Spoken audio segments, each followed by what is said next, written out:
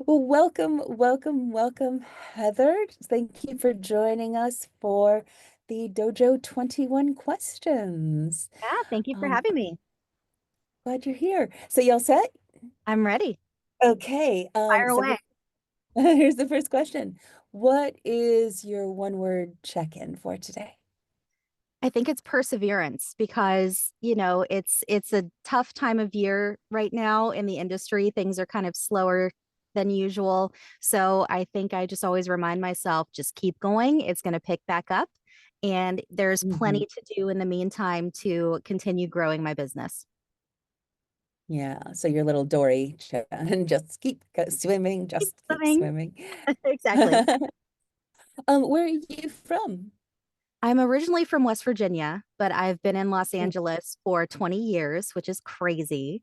And I love it Mhm. here. I think I'm technically a local now. I hope. But I grew up in West Virginia. It was a great place to grow up. So, best of both worlds. Excellent. And which side of LA do you live on? I'm in the Valley. So, Uh-huh. Valley girl. And I really like it because I have kids. And so we have a little more space. And we have this lovely school basically right across the street from our neighborhood that they go to. Right. So, it's been really nice. Good, good, good. And what would we know your voice from? If you've done sexual harassment training in the last 10 years, you may have heard my voice. I've done a lot of those for some reason. A lot of corporate onboarding, a lot of dubbing projects. I've got a couple out on Netflix right now. Love is Blind Mexico came out not that long ago that I'm in. I am Georgina, which is Cristiano Ronaldo's not wife, but partner. I'm her best friend. Commercials for Duke Energy, Grandin Road. I'm the voice of Visa Analytics platform. So if you have a small Mhm. business and you use Visa Analytics platform and you've watched any of their tutorials, I've done like 35 of them in the last year, and then a bunch of audiobooks as well. Excellent. Which one's your favorite? Oh gosh. The corporate narration is just something I love. It's a challenge and a fun game for me to take Mhm. dry content and try to keep it engaging for the listener and not make it put them to sleep. But also I've really been enjoying audiobooks this year. I've Mhm. That's become a bigger part of my business. I just wrapped a 6 book fantasy series, which was a new genre for me. And Oh, cool. it's been really fun to get to create all these different characters. And it's just such great practice for that. Yeah, excellent. How long have you been doing voiceover? I have been doing it on and off for about probably 15 years, and I've been Mm. full time at it for 5 years. And Excellent.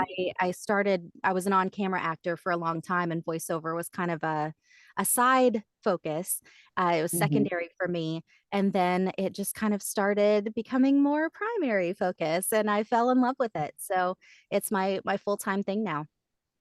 That's fantastic. And yeah, something funny about when those kids come and being on Right. set is a little bit harder. Yeah. Yeah. So who is your current team? And I'll let that open to interpretation. It could be your representation. It could be who gets you through your day. What's your current team? Sure. Well, I've taken classes from basically everybody in the industry, including yourself. I love my VO Dojo classes that I've taken. I just recently signed with Michaela Hicks, who is now with Eris Talent. She's been Mhm. with some other companies in the past, and she just recently made a switch. And I'm so happy to be working with her. We're already off to the races. I've only been with her for about a month, and she is just incredible already. I'm so happy to have her on my team, and I think the next year is going to be really exciting. That's cool. That's cool. That's cool.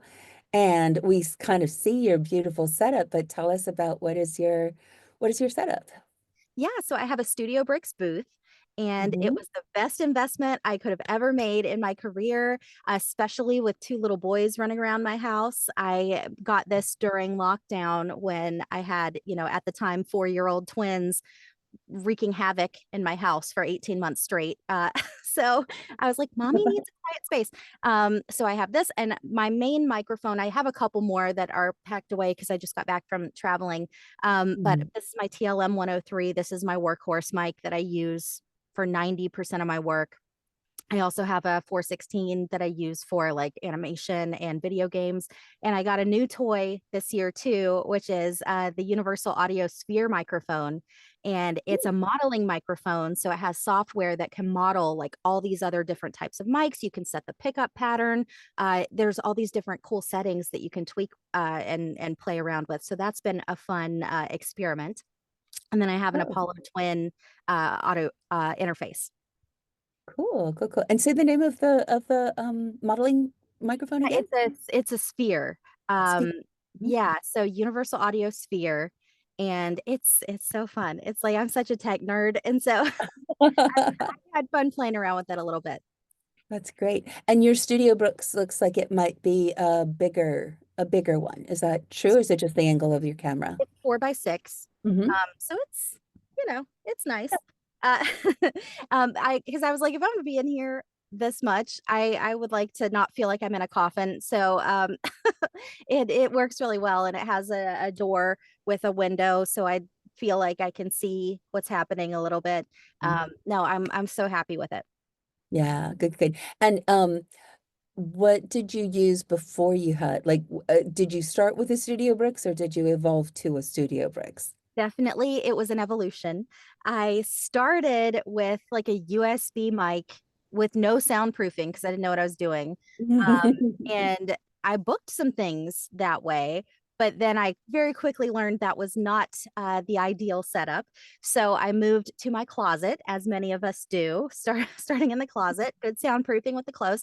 And I added, like, I bought on Amazon these partitions that you can get for like an office that were covered in cloth. And then I put soundproof foam on them and then kind of surrounded myself with them. And it Hmm. worked pretty well for a while, honestly. And then I upgraded from that to one of those little boxes. Um, Hmm. Shoot, I forget what it was called, but it was like a little box of foam that you put the microphone in. That was Hmm. okay.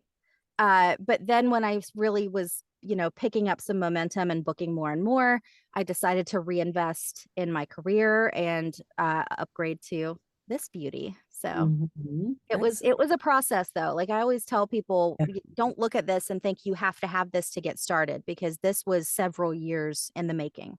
Right, right, right. And you knew it was a viable thing Yes. that you were doing. Yeah, yeah. You kind of told us a little bit about this, but what is your VO origin story? How did you get started? Well, I was working as an on-camera actor and on-camera host for many years. And one of my agents at the time said, "Hey, do you want me to start submitting you for voiceover work?" And I was like, "I guess. Well, sure. Like, I'm an on-camera actor. I don't know about this voiceover stuff." So I went and got a demo, created a commercial demo, and I ended up booking some things pretty quickly. And I became the voice of a doll company for 7 years, which was Oh, so much fun. Uh, can you say which doll company or? it was Live World was the name of the company. It was kind of like a Barbie Bratz kind of mashup. But Cool. it was so cute, and I had the best time being the voice of that. They were very good to me. Um, and so that kind of I got the bug at that point. I was like, this is fun. Like this is cool. And so I just kind of kept that in the back of my mind. And when I did become a mom, I just wasn't in a headspace to continue doing on camera. I had gotten really close on a lot of projects for on camera. I kept network testing for series regular roles. This happened like 5 or 6 times over a year and a half. And then I wouldn't get it. I would get in the final three people. I would get a lawyer. I would sign the contracts, all of these things. And they'd be like, here it is. Here's how much you're going to make. And then it's like, nope, never mind. It's gone. Mm-hmm. So that roller coaster just became a lot for me.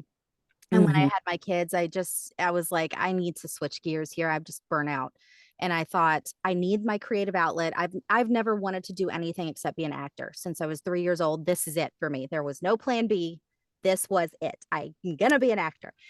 And it's interesting because when you think that, you think of on camera, but I've been able to switch gears into voiceover and create this amazing career as a full-time actor, and I don't Mhm. even have to leave my house most of the time. So it's created such wonderful flexibility for me for being with my kids and, being able to balance being a mom, being an actor, and it's just been such a blessing in my life. I'm so thankful that I get to do this every day.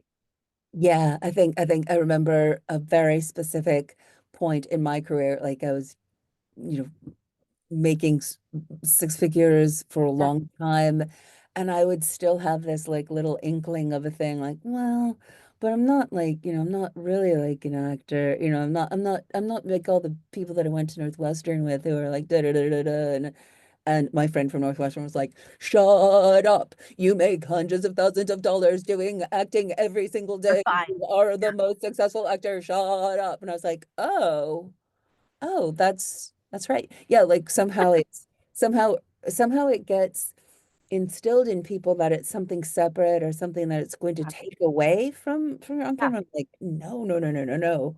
Yeah, so it's so interesting how we yeah. buy into that. We buy into that. Yeah. Totally. Yeah. Um, cool, cool, cool, cool. Now, was it just making the choice? Because you said you were kind of doing it a, a little bit and then you made a choice to do it full time. That Yeah. was, mhm, Yeah, it was really a conscious decision. And what I didn't mention in there was so after I had my kids, I stopped everything for a little bit. And mhm. I got about 6 months in and I was losing my mind.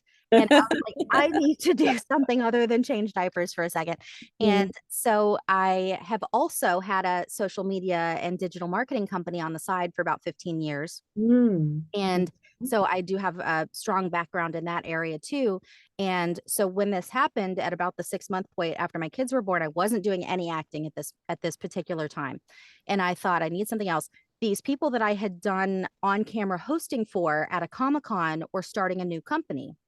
And I said, well, they're going to need somebody to do social media. I can do that from home. I can work remotely and still be with my kids and have something to keep me sane. And so I sent them like a 25-page PowerPoint pitch deck of why they should hire me. And they were like, you're insane. Yeah, of course we'll hire you. And so they hired me initially to do part-time social media. Within 3 months, I was running all marketing for the whole company. Uh, and ended up doing that for 4 years. Oh, So wow. it became the biggest Comic Con producer in the world, and we had huge shows. I was doing PR marketing. I was writing commercials for voice actors. I was hiring voice actors for radio jobs. Wow. Um, I was doing all the social media content creation, all the things. So it actually was such a great little sidebar because when Mhm. I did start back into voiceover, when that bug was just calling as I was so focused on this full-time marketing job, I was like, I miss acting because, as I said, that is my first love. That's what I've always wanted to do. And I thought, well, what can I do that I can still do this regular job? And so Mhm. voiceover just kind of came back into my mind. And I thought, well, I could have a home studio and I can still pursue this and not have to be running off to, Santa Monica at 4 p.m. on a Friday and take 4 hours of my day for a 15-second one-line commercial audition that I'll probably Right. never get. So, Yeah. you know, so that's kind of how that kind of came back into my mind of me just missing acting and needing something that I could do from home. And this just made sense. And then I started booking and booking, and I said bye bye to the regular job and dove Mhm. head first into voiceover. I haven't looked back. Yeah. Well, I think it's interesting because there's always that something that we can do. And to be able to do it while we're building our voiceover careers is really, really important. And then being able to always, either being able to take that break or have in mind when and how does that happen. Yeah. Yeah, that's great. And I would imagine that everything that you know from running someone else's company, social media wise and advertising wise, Yeah. can only be beneficial to what you're doing for yourself. Yeah, absolutely. And one of the other things that we talk about at the dojo, I think one of the other things that gets separated as actors is, oh, business isn't creativity. And it's Right. like, oh, business is so creativity. It's Yes. might be seem different, but it requires the same, like, ooh, what is it? And who are we talking to? And it's yeah, Yeah. so that's really interesting. Yeah, it's really been Um, helpful, especially it kind of has led me into the corporate narration area of voiceover because I was getting pitched, I was getting sent explainers by companies trying to get me to buy their services. And I know what it sounds like.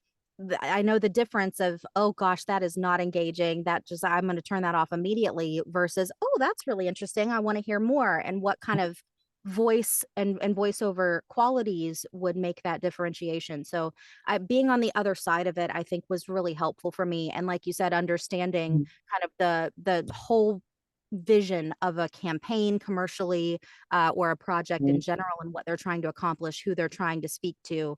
It's super helpful. Yeah, yeah. One of the foundational things that we say at the dojo is there is no they, there's only we. And when you have been the we on both sides of the glass, you really understand that. Yeah, So it's love it's good to have that perspective. Um, what would you say are the three top ingredients in your success? I think being open to opportunities. Maybe Mm, it's not the vision that you had for your career, but it could be a great viable outlet for you. Um, I think dedicating time to learn, knowing hmm that there's always more to learn.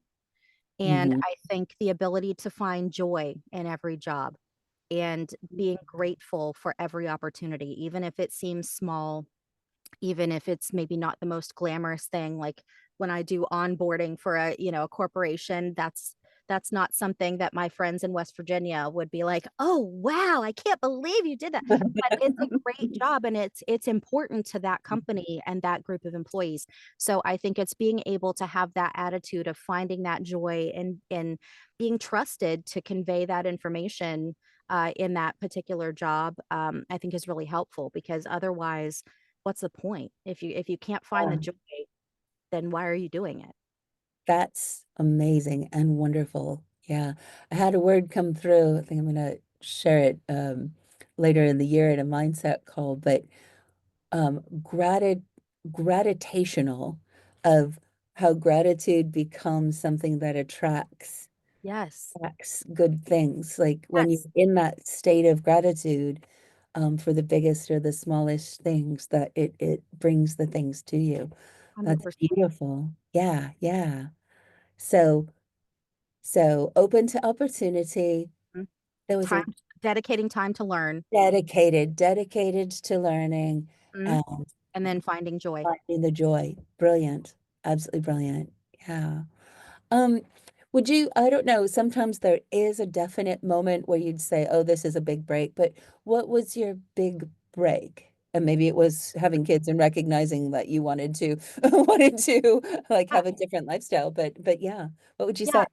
I think for voiceover specifically, it probably was booking that doll commercial campaign Mhm, many years mhm, ago, because that's what really threw me in the deep end. I was in the studio, I was working with the creative team, and that really showed me how the process works. And it was, I mean, I was doing 4 or 5 commercials a month for them.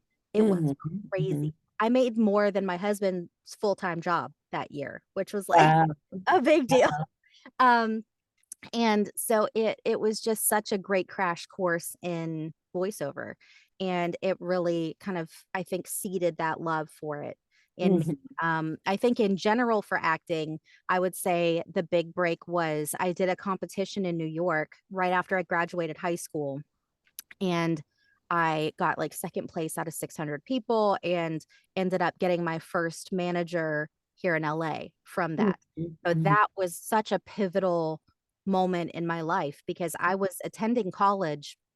I was a musical theater major in West Virginia, and I knew I wanted to act, but I just wasn't sure which avenue I wanted to go to get there. So I was doing musical theater because that's what I grew up doing, and then got this opportunity through that competition.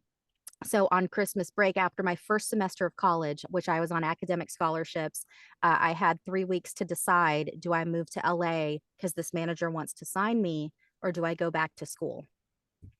And wow. I clearly made the decision to come to LA. Um, Wow. but it was a very difficult thing because both my parents are educators, both my grandparents are educators. Education's always been very important to me.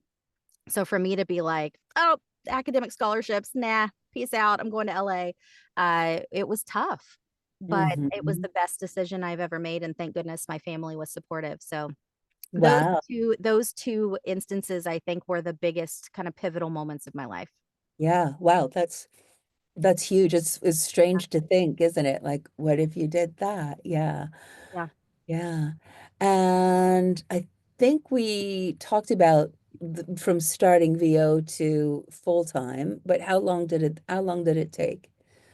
Once I really made the decision to kind of dive back in, I think I'm kind of psycho. So I, I was like, if I'm doing this, I'm doing it. So Hmm.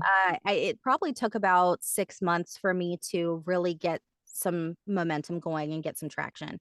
But that was, again, me being crazy and doing like pay to plays, doing direct marketing, doing anything that I could do to start Hmm. getting, some of those clients and getting my name out there, taking every class that I could possibly take, networking, doing social media, all of those things.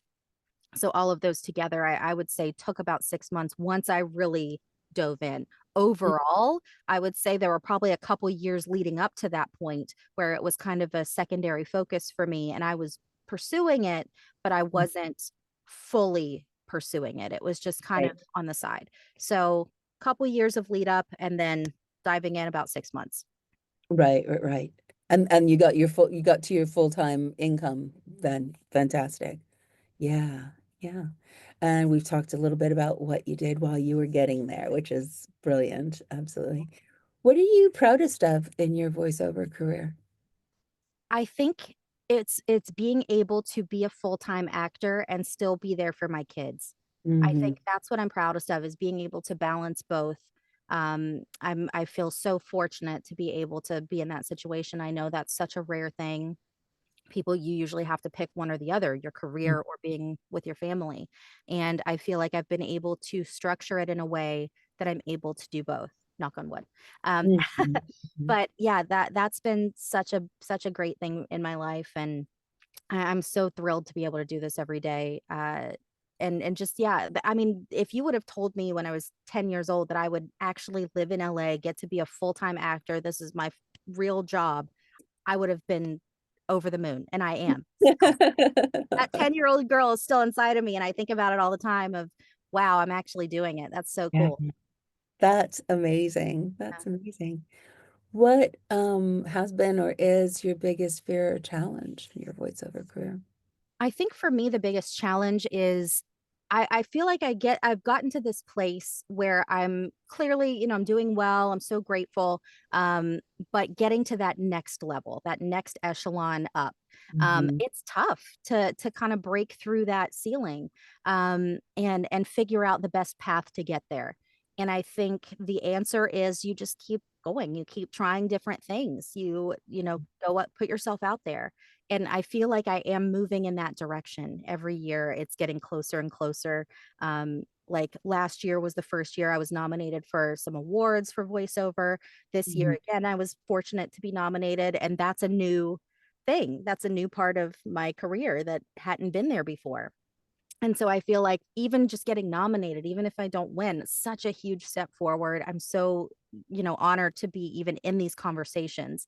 So I Hmm. think if I just keep going, I'll eventually get there. But that is tough to get to that kind of next level of, success in your career, of booking those bigger jobs, being kind of more of a name actor, breaking into those Disney shows, those animated projects, things like that.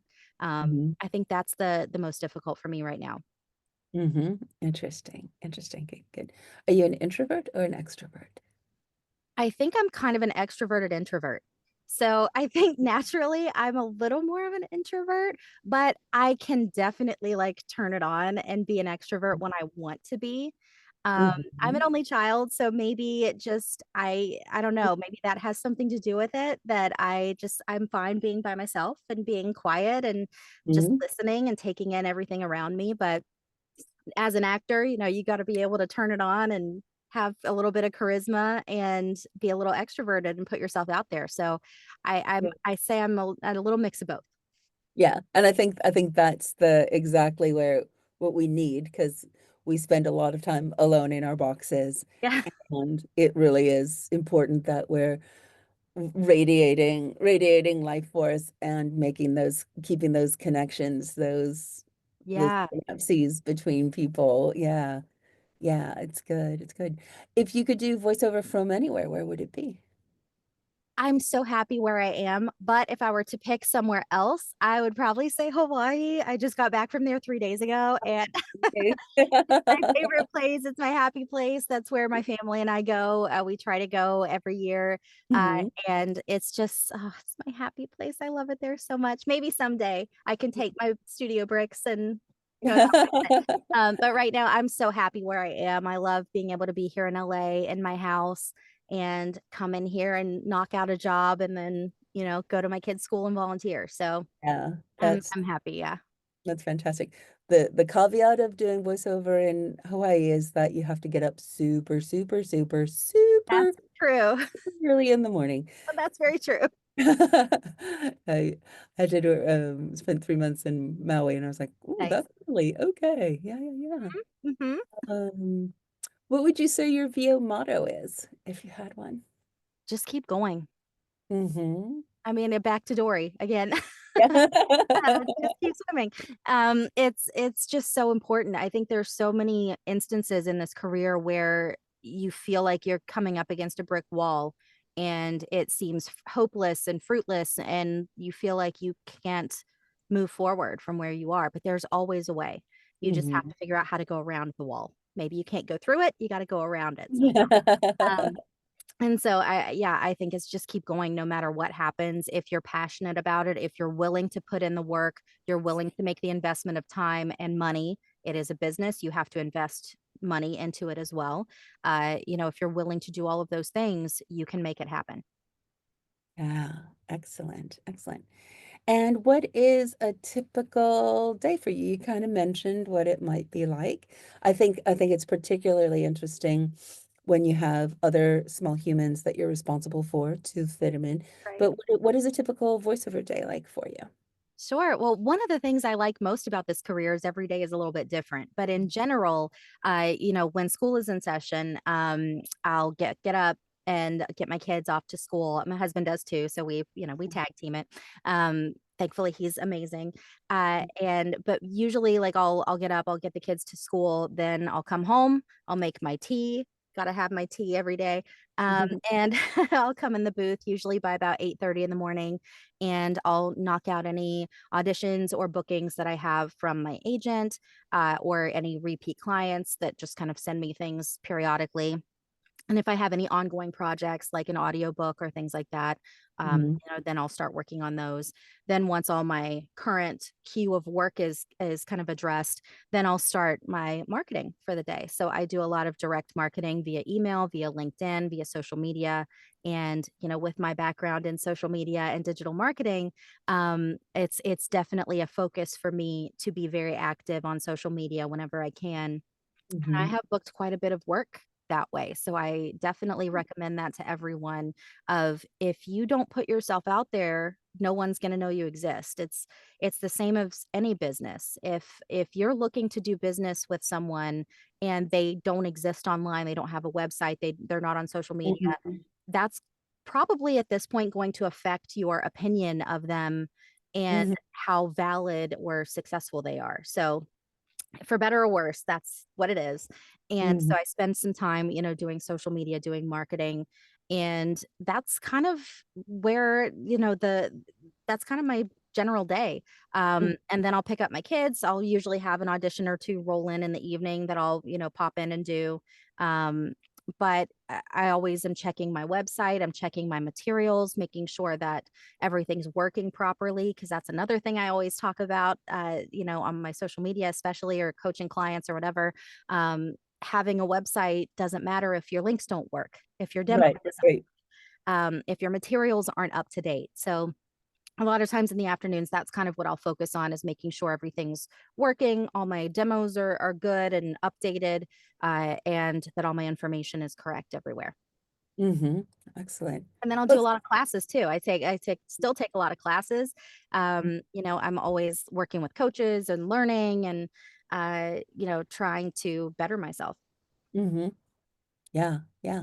Well, it sounds like a good day. Sounds like a That is good, a good day. I'll nice take life. it. Nice life you got there. I love it.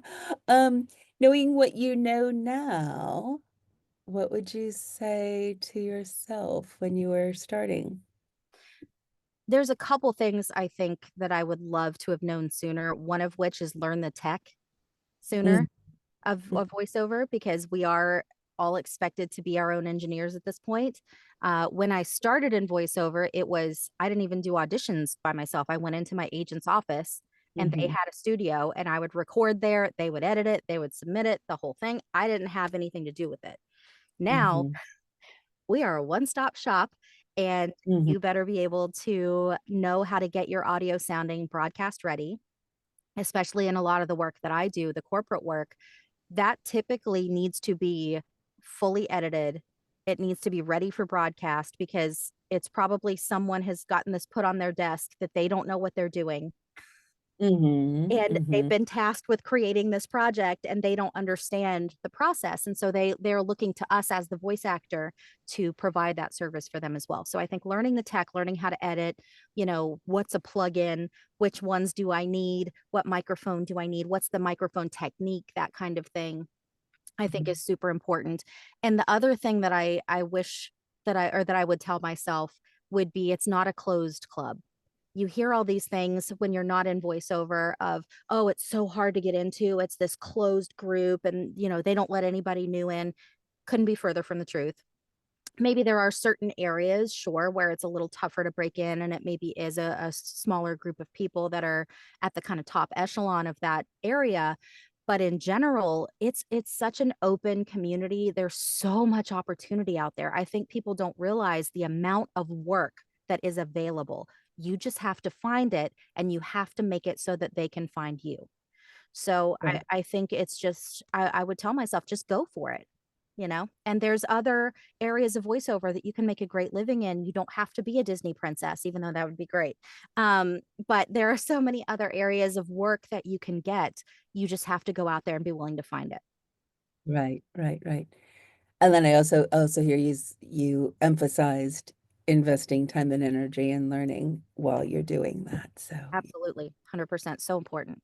I mean, I teach classes, I coach, I do all these things. And I always say, if there's ever a coach that's like, oh, I don't take classes because I know what I'm doing, like, I think that's such a red flag because it's like, no, you don't know everything. Yeah, sure, you probably know a lot, but I just feel like for myself, there's always something else, some little trick or some bit of insight that I can glean from a class or a workshop. And I think it's such an important part of continuing to grow your business. yeah, yeah. Now, how would people find you on social media and or how best to keep in touch with you? Sure. So my website is heathernicholsvoiceover.com. And I am pretty active on TikTok and Instagram specifically. I'm Heather Nichols VO on both of those. I am on Facebook and X as well, but I don't use those quite as much. I kind of prefer TikTok and Instagram. So yeah, I would love everybody to reach out. I'm always down to connect with other voice actors, other people in the industry. I think it's so important to create that community because, like you said, we are in our little boxes by ourselves a lot of the time. So, you have to really try to not be a lone wolf here and create that community for yourself. So happy to connect with anybody that wants to be my new friend. Hey, and we'll look forward to having you join us for Ask the Sensei very soon. I'm And so excited. we'll both be available to answer everybody's questions about what's going on in their voiceover journey on their in their world. So Yeah, absolutely. Sure, thank you so much. Yeah, thank you. Nichols, I think I didn't say your first name, your name at the top. Heather Nichols. Thank you so much for being here with us, and we'll see you on Ask the Sensei very soon. Sounds great. Thank you so much.